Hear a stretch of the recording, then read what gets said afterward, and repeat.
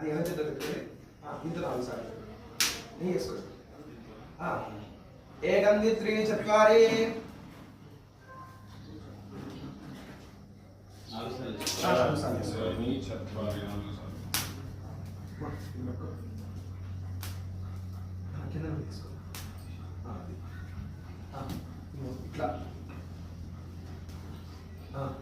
2 సార్లుగా పెట్టు పెట్టు నువ్వు దీంట్లో పెట్టు దాంట్లో పెట్టాలా అంతే ఇంకోసారి ఓం గణానాం త్వా గణపతిం నమామహే కవిం కవీనాముపమశ్రవస్తమో జ్యేష్ఠరాజం బ్రహ్మణాం బ్రహ్మణస్పదాన శృణ్వన్నోర్విశీరసారణ స్వాహా మహాగణపతయే నమః.